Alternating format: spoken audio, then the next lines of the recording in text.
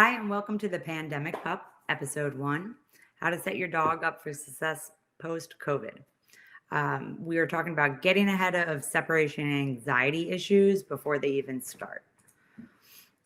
This is going to be the first episode of a series for the Pandemic Pup, which are going to be live Q&As, all focused around your pup and surviving the different things that are happening due to the pandemic in how dogs are being raised, and different issues that have been coming up. I'm here today with Deb Murray of Paws, and we'll be discussing what you can do today to help your dog have an easy adjustment as you return back to work or your kids return back to in-class learning. For those of you who don't know who I am, my name's Kelly. I am the founder of Mainline Pets page and the Mainline Pet Community Group. I'm also a CPDTKA certified dog trainer and owner of StayDog. The group that we created in Mainline Pets is all based about doing what we can to prevent dogs from being given up for adoption. That's where this series has come from and why we are putting it together. It's really just to help all the dog owners out there. And if you're not aware what separation anxiety is, it's more or less your dog having a panic attack when they're separated from you. And it can lead to many unwanted behavioral issues in a dog. While your dog may be in heaven right now, being home with you all day long, as restrictions get lifted and we begin to spend more time away from our homes, this may lead to them developing separation anxiety. And again, it can lead to unwanted behaviors.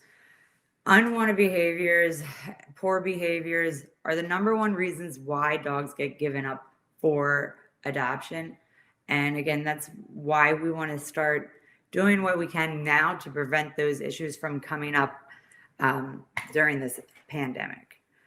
We're going to talk today about what we can do to prevent it. But throughout this series that we are doing Monday nights, 7:30, we're going to be talking with a variety of different pet professionals and different things regarding this. We're going to have holistic approaches such as CBD, animal Reiki. We'll be having talks on puppies specifically with the pandemic, enrichment, and different products that you can use for this. So we'll be covering a broad array of different topics during this. I'm going to go ahead and apologize as we are having some technical difficulties. While Deb can hear me and you can hear both Deb and I cannot hear Deb. So we're going to do some improvising. So bear with us, but we have a lot of great information to share with you on what you can do with your dogs. And we'll be taking a lot of Q&A from our audiences.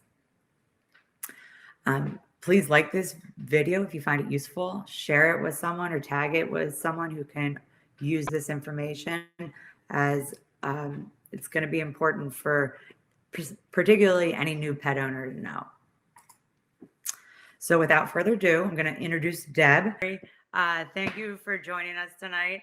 Deb is a certified professional behavioral consultant. She's the owner of Pepper's Paws. She is also a certified trainer. She's a certified fear-free animal trainer. And her credentials go on and on and on. So I'm going to kind of leave it at that. We talked a little bit earlier, but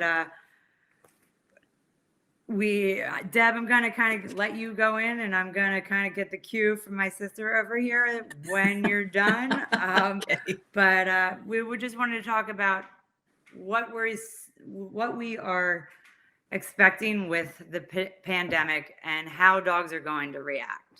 Okay. So first of all, thank you for having me. Pleasure to be here. One of the frequent calls that I'm getting now with pandemic puppies and puppies and their juvenile dogs is they're struggling with behavior problems. One of the most common ones is they don't like being left alone. So they're put in a crate and they bark or they cry or they try to dig out or try to break out. That's when you're home. When you leave the house, they can't cope with being alone. They have a panic attack. They poop and pee in their crate. They really kind of fall apart when their owners are gone. And the most dangerous part of everything that I'm seeing, and by dangerous, I mean it's going to have some significant consequences down the road, is the owners don't realize either they have a problem or how bad the problem is. And when that day comes, when life goes back to normal and we can all leave our houses and we're busy and, full calendars and doing things, we're going to have a lot of dogs that are not going to be able to cope with being left alone. And when you look at why dogs are returned to rescues and shelters and breeders, most times it comes down to behavior problems. And this particular behavior problem is one of the most challenging to resolve and heartbreaking to resolve in my experience, because you have to be home to resolve it. And if you're not home, you can't work on it. So the problem doesn't get better. So we were talking amongst my trainer friends, and then Kelly reached out to me to say, how can we help people prepare for what we really hope is the inevitable? And that is that someday life goes back to normal and we leave the house and our dogs have to be independent and be able to stay on their own. I want to do a quick check to make sure everybody can still hear me. I see Kelly has disappeared. To make sure everybody can still hear me. Can somebody just say, yes, you can hear me?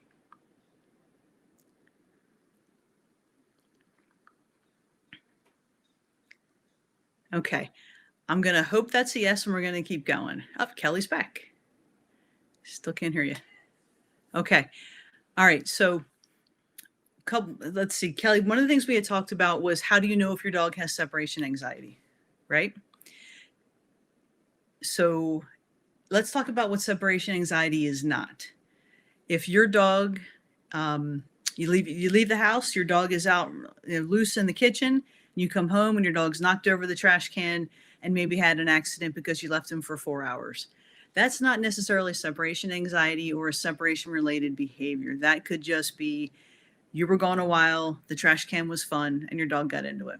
Okay. When we talk about separation anxiety or distress at being left alone, we're talking about things like your dog will hurt himself or herself to get out of the crate. Your dog will do whatever it takes to get out of the crate. You come home and your crate looks like it's been through a war zone. A dog who is in a puddle of drool and is trembling. I've worked with dogs who have broken out of crates and ate through drywall and destroyed garage doors to follow the owner when they leave. That's the kind of stuff that we really hope everybody who's joined us tonight really can work to avoid, because that's really a worst case scenario. I see Kelly and I are trying to talk at the same time.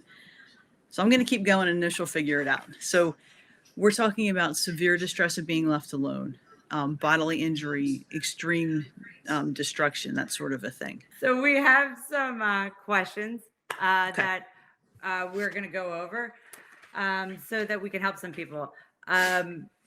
One of those questions that was posted in our group, pre-COVID, my 2-year-old dog loved playing with other dogs in the dog park. Since we had so many months of solo ball play, she is very possessive of her toy now and gets growly when other dogs want to play with her.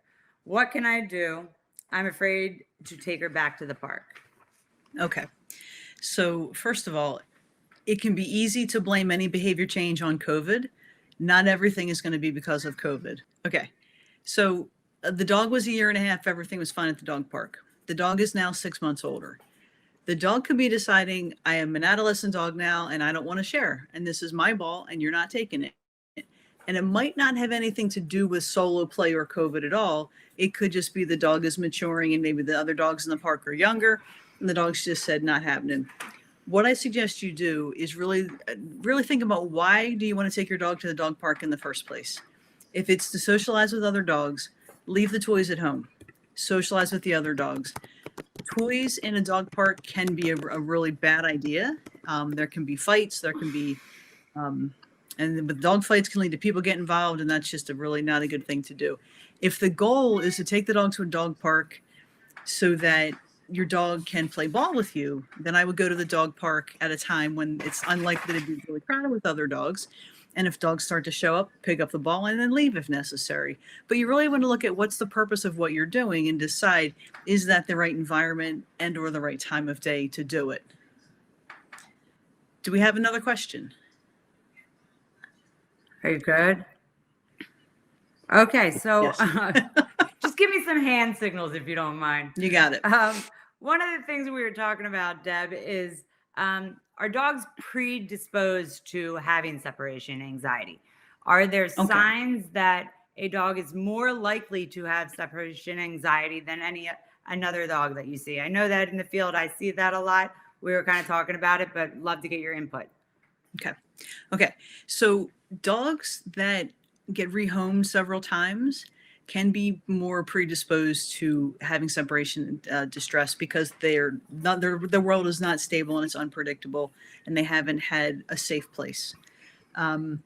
Dogs who tend to be Velcro dogs, so they follow the owner around. They're always at your side. You literally can't go to the bathroom without them joining you. That could be a warning sign that your dog could have a separation problem that either you haven't noticed or hasn't come up because you haven't left it for long enough yet. But in both of those cases, that's what I look for is, does the dog show, it's called Velcro dog. I'm always at your side.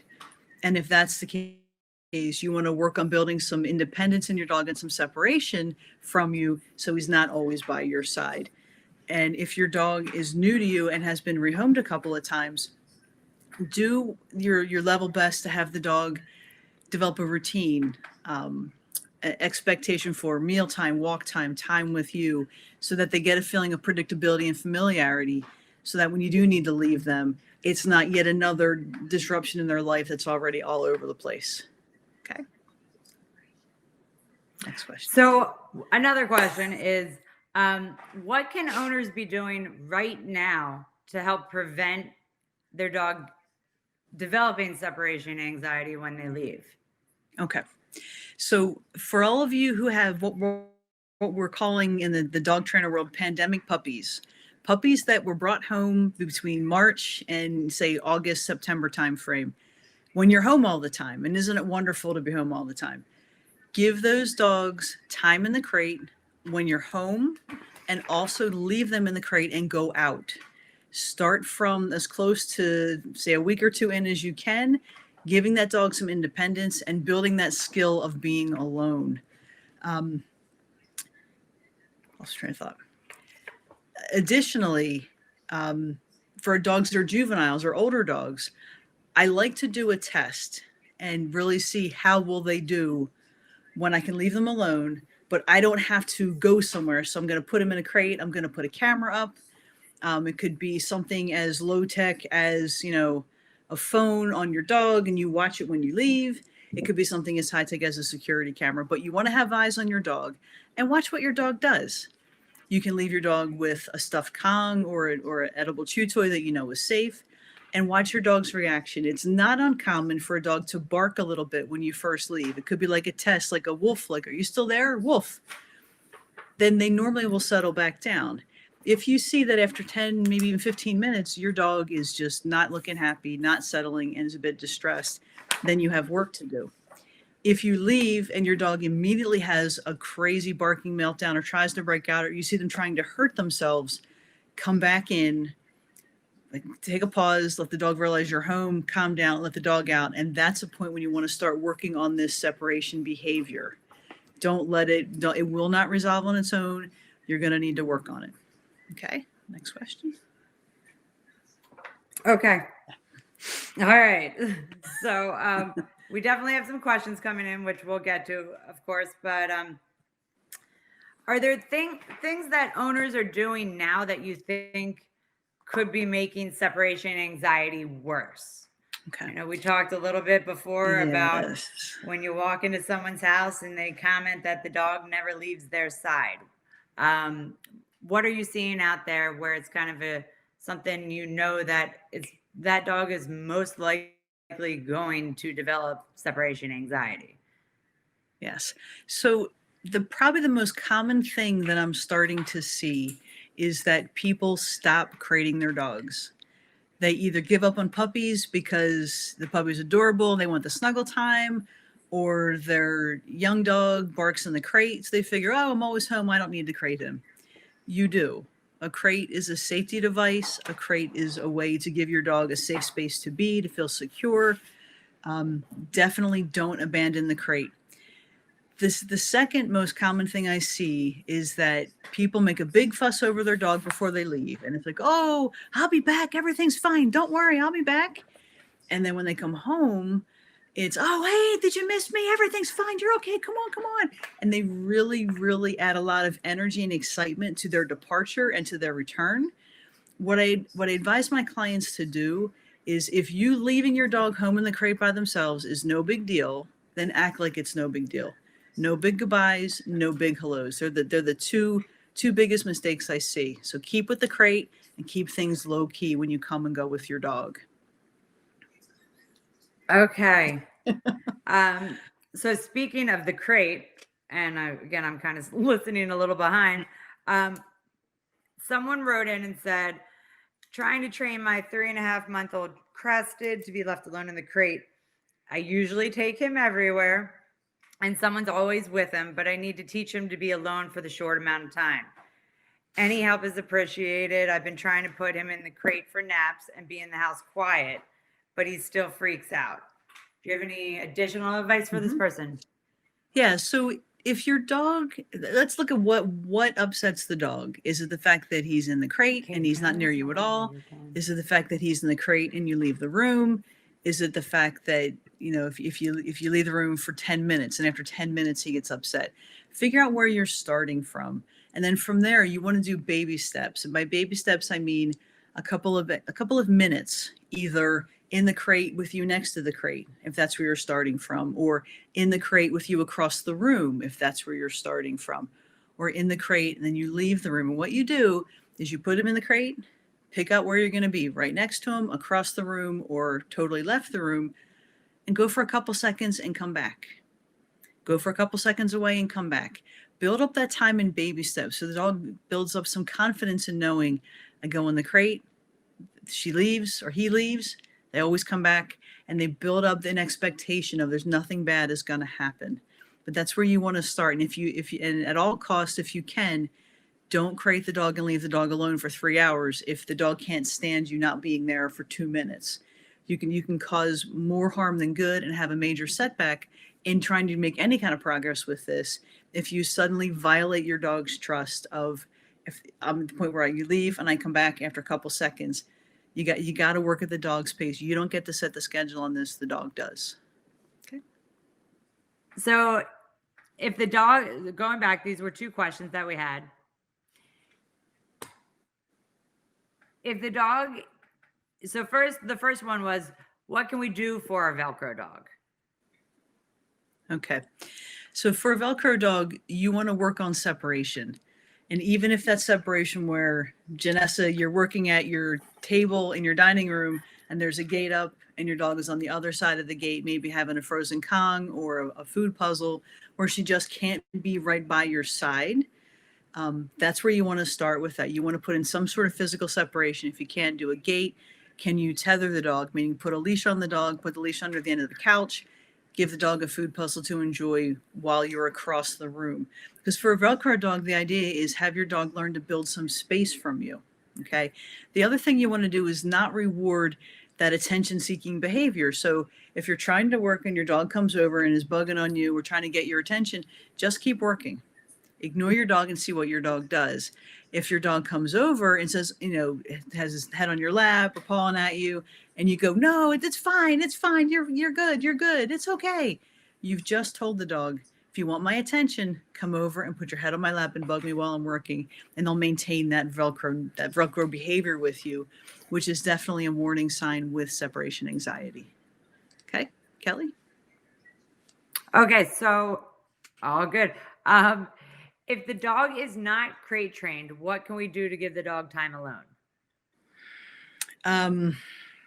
If the dog has separation anxiety, true separation anxiety, it will do whatever it needs to follow you, and you don't leave it in a crate, you need to work on it immediately, because like I said, I have worked with dogs who have eaten through drywall and broken teeth to follow the owner. Okay. If you don't crate your dog and you don't have separation anxiety per se, but you're concerned you will, then use a baby gate or use a tether, which is just a leash underneath a heavy piece of furniture or to something solid and stable. Okay, you don't have to crate, but having a dog being able to be crated is a really smart move. And I would encourage everybody to be able to crate your dog because it gives you a place to keep the dog safe. If you ever travel, you can take the crate. The dog can be safe in a hotel room, and your dog is not going to redecorate while you're out because you might not like the decorations. Okay. All right. This, I think we also talked about at length, Deb. My 1-year-old dog used to go in his crate on command. Now he knows the routine and won't listen on command to go to his spot. High quality treats don't motivate because he knows I'm leaving. He does settle and lay and sleep. How do I get him to listen again? Put the leash on him. Put the leash on and say, come on, crate up. And then walk him over to the crate, guide him into the crate, take the leash off, close the door, and drop a treat in from the top. A leash is one of the simplest ways to get your dog to do what you need them to do. And you don't have to be tugging on it and jerking the dog around. For a lot of dogs, you put that leash on and they go, oh, okay, I guess you're in charge, not me. All right, I'll follow you. So I would use a leash for a dog like that. Okay.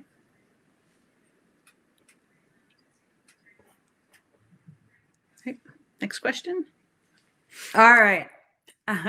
My almost 3-year-old dog refuses to go for walks anymore. He also won't go outside at night. He is definitely afraid of fireworks and other loud noises. How do I get him past this? Not sure if that's exactly separation anxiety or not, but we can discuss. Yeah, I mean, the tricky part with that is I need to know a little bit more about when did the behavior start? Was it a specific incident? Is it fireworks and has it always been something and now it's a problem because it's pandemic time and you want to go for a walk at night? I need to know a little bit more about that to tell you for sure. The one thing I would say is, and I am not a vet and I'm not going to diagnose or treat anything in this live tonight, but if you have an anxiety for noise, or your dog has a noise phobia or noise anxiety, talk to your vet. Your vet might be able to recommend a medication that could help with this, especially if it's something that's more predictable, like I'm afraid of the dark or I'm afraid of thunderstorms. So that's where, and given that your dog is 3 years old, it's unlikely that this suddenly started. It could have been building for years, and now you're just noticing it more because you're home more. I'm not sure, but that's probably where I would start with that. Okay, back to you. All right. So, what if they don't stop bugging you when you're working, even if you ignore them? Okay, I think we kind of covered this one. That's where I want to use a crate or a gate or physical separation so they can't get to you.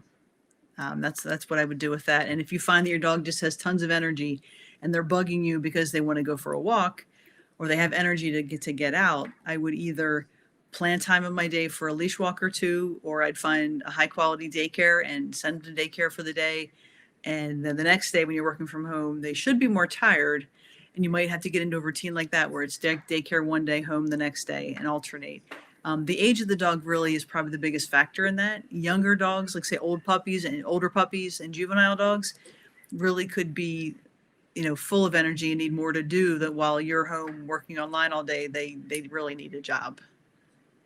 Okay. And sorry if I'm repeating some questions or things that you already discussed because trying to lip read and listen 30 seconds behind, and I don't do well with that. No anyway, worries. another question is, we rescued 2 adult dogs last year. One, we had a hard time potty training, and both have the tendencies to break out. We were just making progress with the longer stints in the crates. I'd go home at lunch to let them out. We've been leaving them for brief stints. Any advice on preventing issues when they're going to be left longer? We've also tethered 2 crates open together so they share that space.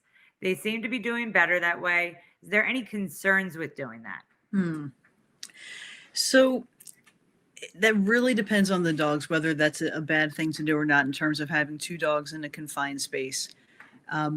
If they get along and they've never had a problem and you don't leave them with toys or food and it's been working, you could be okay.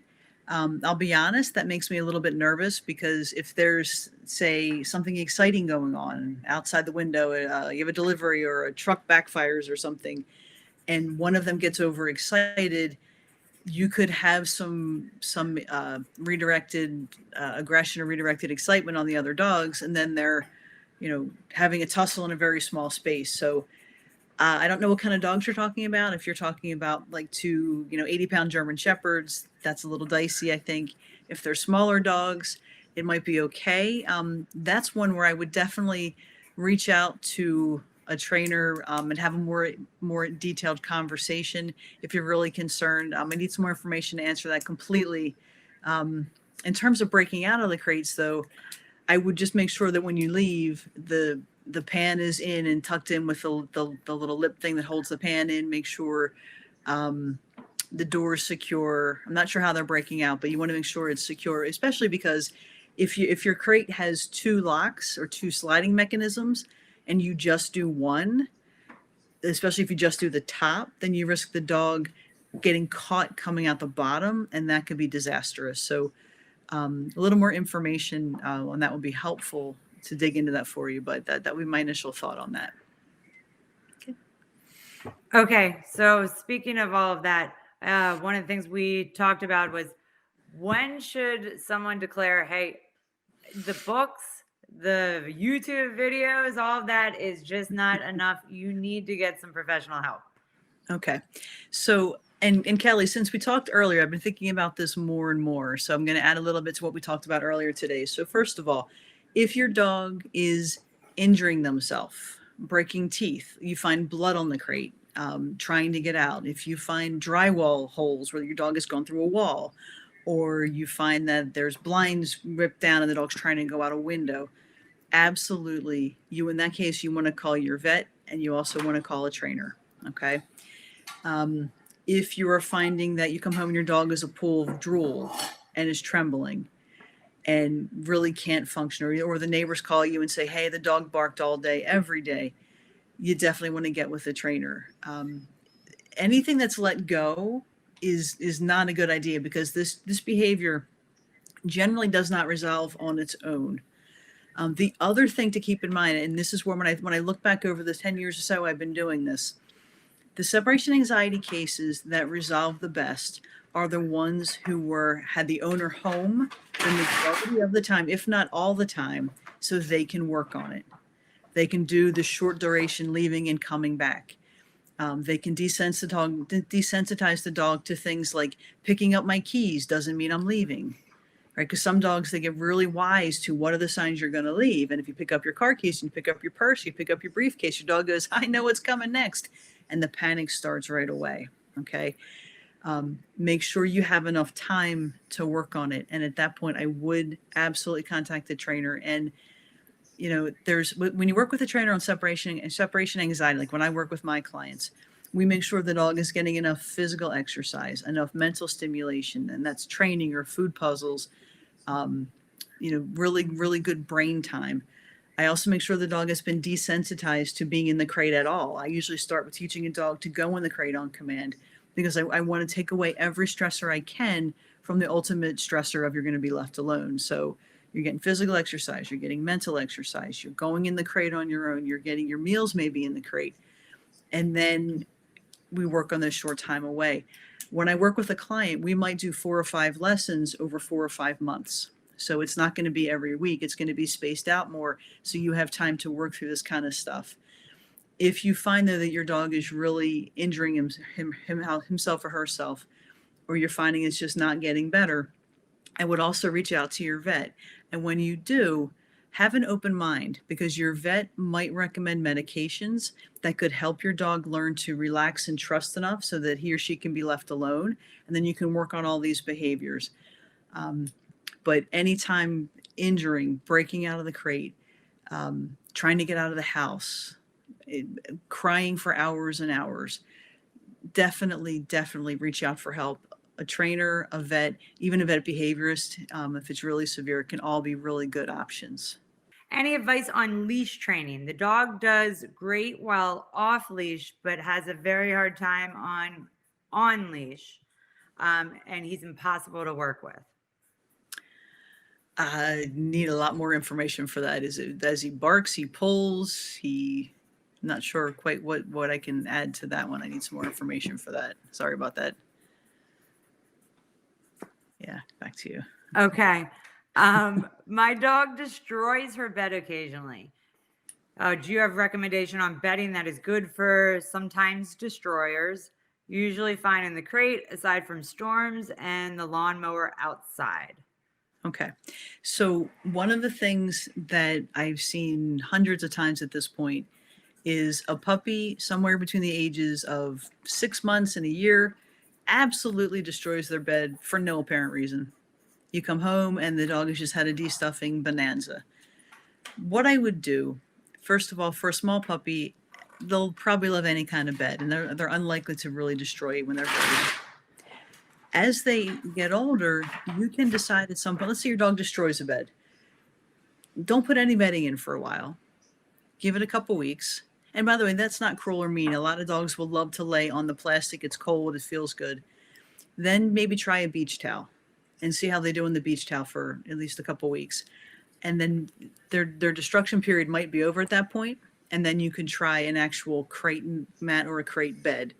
If you have an older dog who sometimes just gets a little bored and does a little bit of nibbles, Kong makes a really nice crate mat. They're usually black. They're usually pretty heavy duty, almost feel like almost like a canvas on top. They tend to hold up pretty well. And I'm sure Kong and probably Kurgo probably makes one, probably a bunch of other big companies. But go for something without that fake wool or stuffing. It's something that's more solid and really well made and put together. But expect, I hate to say this, but expect pretty much every puppy at some point is going to just have a lot of fun with that bed one day, and there's going to be no warning, and they'll probably rip it up, and then that might be the only thing they ever do. But you can always leave them with something that's less expensive to replace and also doesn't have materials they could ingest and hurt themselves. Okay. All right. This is a good question. We hear this a lot, but when do you know you should see a behavioralist versus a trainer, and what's the difference? So that's an interesting one. So, and there's different camps on this one. So if you notice when Kelly read my credentials earlier, I don't describe myself as a behavioralist or a behaviorist or anything like that. I am a certified dog behavior consultant. With the certification bodies that I've gotten certified through, part of what they hold a high standard to is actually credentialed individuals and what your credentials mean. And a behaviorist is somebody who holds an actual certification in animal behavior, usually a PhD, or they're a veterinary behaviorist, which is a veterinarian who's done additional training where they also hold that additional, it's a diplomatic thing they call it, a diploma in animal behavior. And so that's kind of like the big answer on that one. In terms of what you're working with, you want to look at what the problem is. So if you need medication of any kind, that's not a trainer or a behavioralist. That's a veterinarian or a veterinary behaviorist. Okay. They're the only ones who can legally prescribe medication, make diagnoses, and anything like that. So that's the kind of the top of the food chain in the behavior world. If you're dealing with separation anxiety, you don't necessarily need a behaviorist, but you need an experienced trainer who has worked through separation anxiety cases and who knows the best way to resolve them. So this is not a trainer that, say, is right out of dog trainer school or right out of the volunteer program with the SPCA.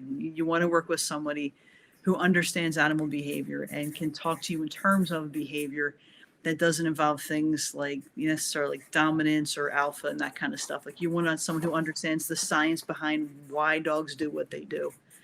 I would look for a certified trainer. There's a lot of different certifications out there. It doesn't guarantee that you've got someone with the right level of experience and knowledge for you, but it is a start. The certifications require a lot of hours of experience and standardized tests and proctored environments and all that kind of stuff. So it's probably a good thing that I would look for when you're looking for a more experienced trainer. Okay. All right. Any tips for dogs who have anxiety while riding in the car? How can I help relieve the stress from my dog that only exhibits when he has anxiety while in the car? Okay. So we were talking about the baby steps that you take to resolve separation anxiety, which is you figure out where you're starting and you gradually build and make progress from there. Build in case separation anxiety time alone.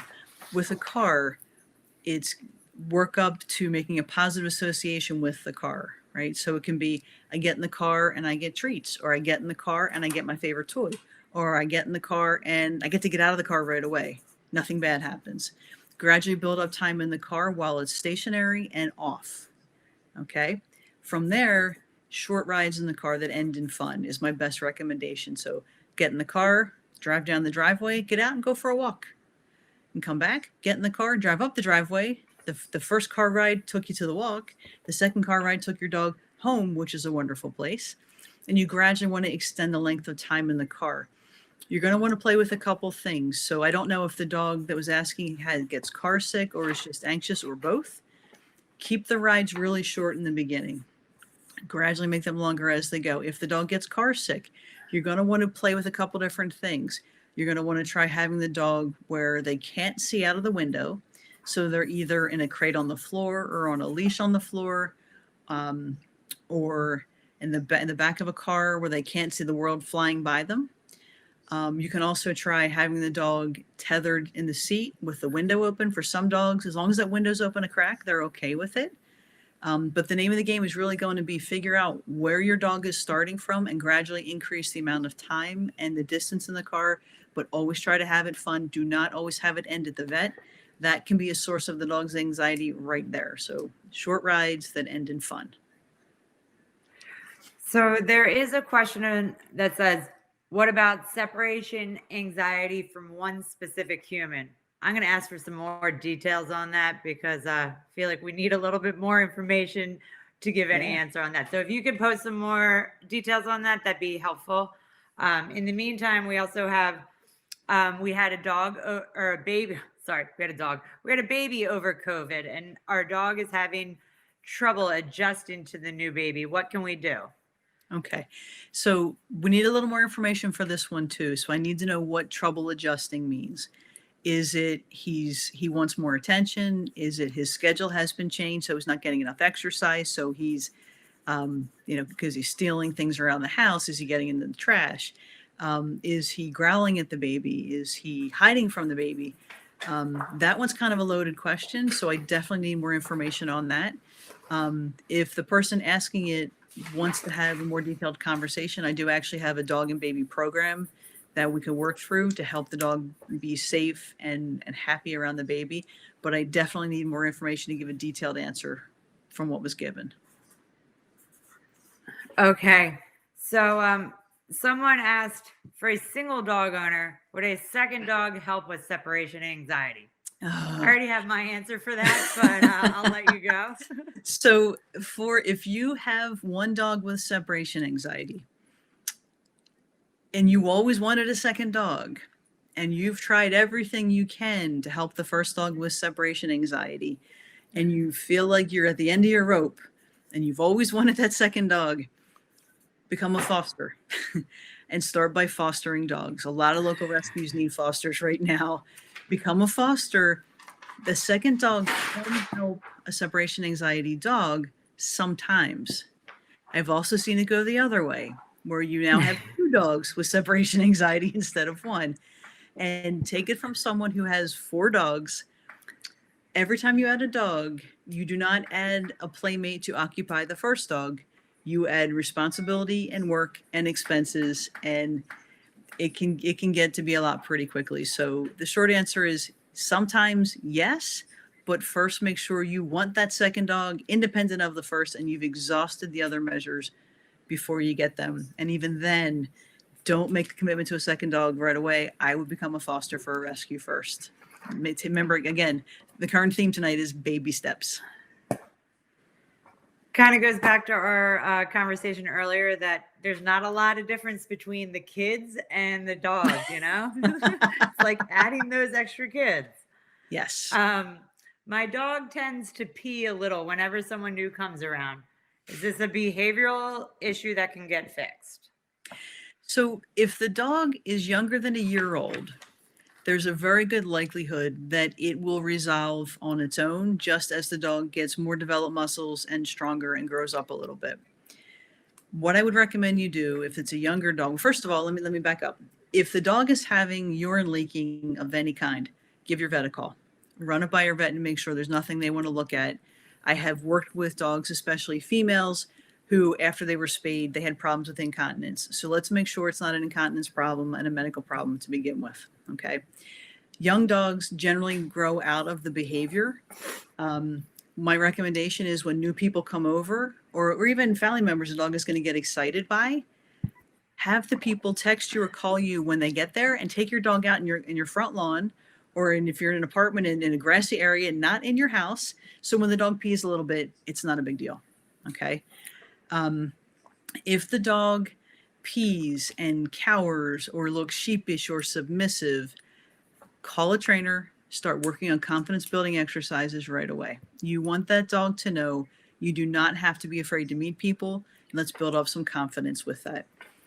If your dog is an older dog and still doing this, absolutely run that by your vet. There could be something going on, and you will never fix a medical problem with behavior change programs. Okay, so kind of going back to our one question earlier, we were asking a little bit more information about what about separation anxiety from one specific human? It sounds like this dog only stresses, notices when the poster leaves the house, but doesn't care at all when the husband does. What can she do for that? Okay. So let's say the dog is attached to the wife, not the husband.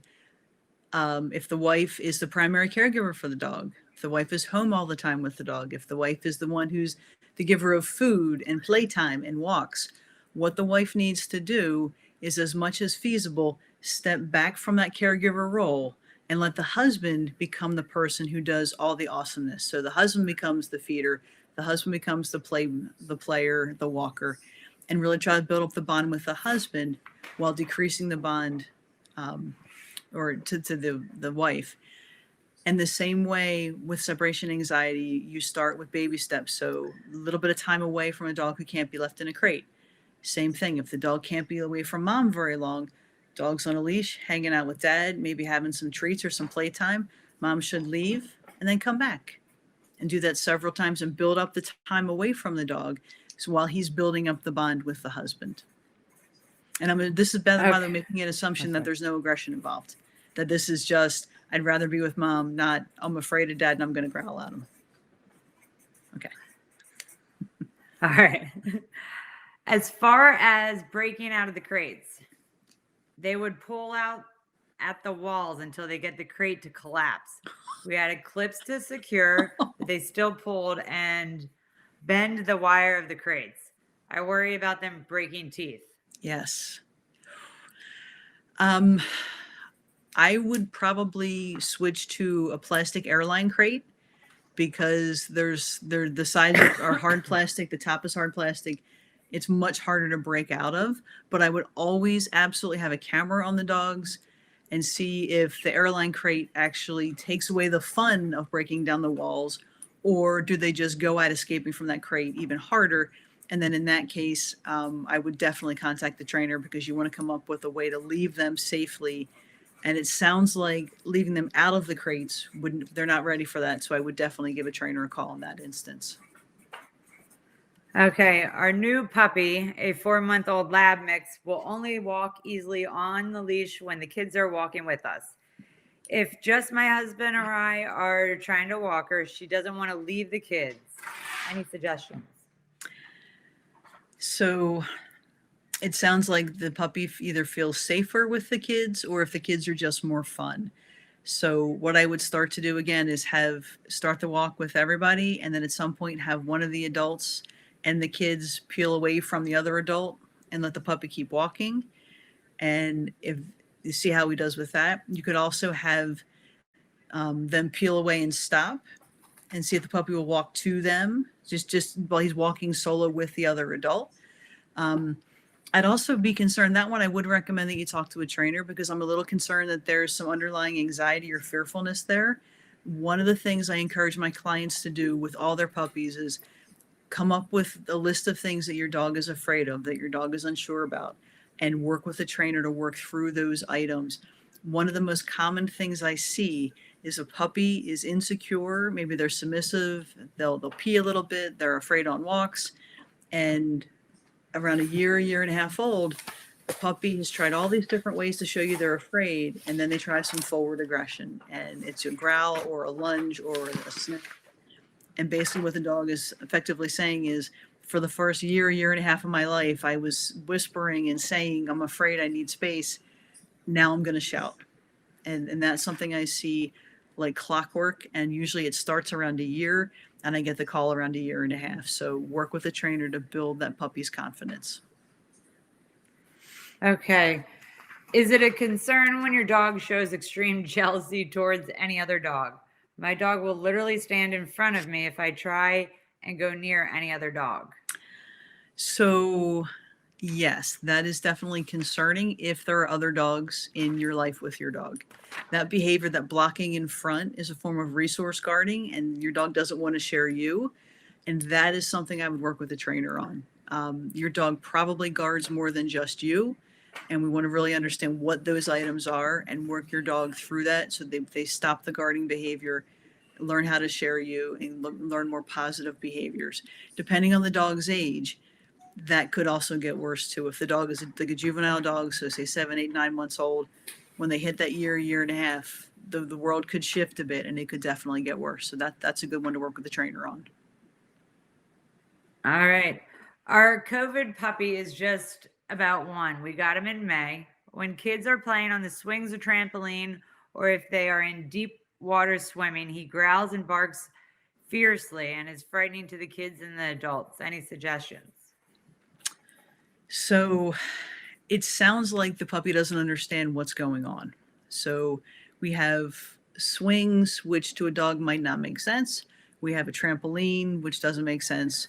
And we have deep water, which might not make sense. And what I mean by making sense is dogs learn what is normal and what do they see in the world? What can they do? What's normal? So the first thing I would do is try having the dog farther back from any of those triggers. And the trigger in that would be the swings, the trampoline, or the water, the thing your dog is upset about. What happens if you have him farther back and he can watch from a distance? And that might help him realize that's actually normal, and you're going to see that a lot. If you see that, especially in your backyard, if it's a problem with a swing and a trampoline in your backyard, what I would do is, if you've tried having him farther back from those triggers and you've tried giving him space and he's still upset, I would not have him in the yard when that's happening, because the barking could be, I'm fearful and I'm not sure. The growling, I don't know enough to say exactly what's going on there, so I'd have to say err on the side of caution and just remove him from the environment. And if the deep water is a pool, same thing. All right. If you're not using a crate, should you still limit the dog in the house? And if so, what is the best room to do so? Okay, so I'm going to make a couple assumptions. Limit the dog in the house. Is that so you can leave the house? If that's the case, it would depend on the age of the dog. So if it's anybody under a year, I would absolutely work on crate training. A dog under a year really can't be trusted to make a good decision when left alone. And by that, I mean that pillow could be fun to eat, or those shoes could be fun to have a gnaw on, or I've always wanted to see what, that stuffed animal tastes like that I just ate and swallowed. So anything under a year, I would absolutely work on crate training. If it's older than a year, or you're just not interested in crate training, then I would try something like a mud room or a laundry room, as long as there was nothing like socks or clothing or shoes that the dog could get into while you're gone. And I would also do a camera. The room you choose doesn't really, there's not a huge difference in what room it is. You can do a powder room as easily as you can do a laundry room. Some dogs do better when they're left behind a gate as opposed to behind a closed door. But I would do a camera, because you're not going to want to try one of these rooms and come home and find out, oh, he scratched the heck out of the door or broke out of the door. If you have a camera and you have some time and patience to work on, monitoring his response when you do it, that's the way I would approach it. So one, we clearly just want to emphasize crates are good.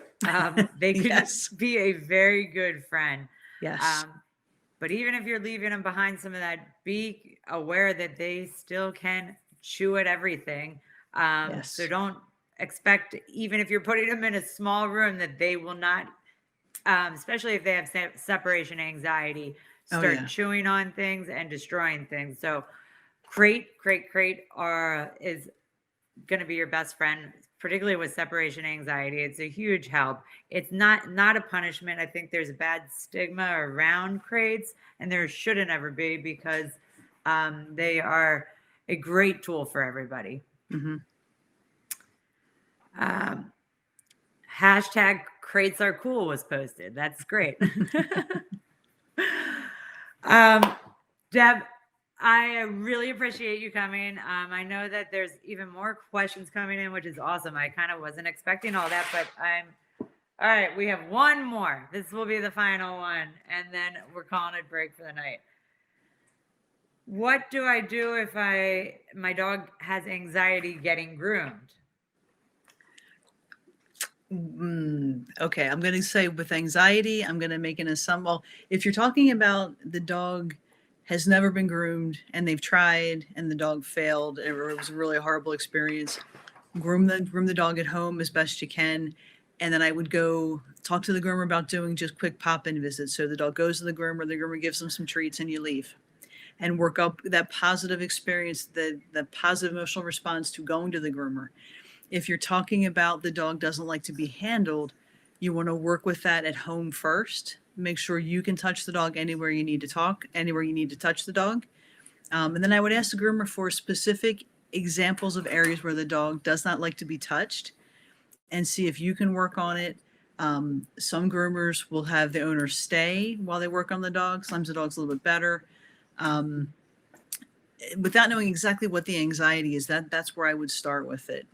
And by the way, all of you pandemic puppy parents, if you have a dog that's anything other than a really, really short haired, like a little pitty mix that's never going to need to see a groomer, even him, start brushing your dog from the day you get them. Just gentle brushing, gentle handling, get them used to it from the get-go.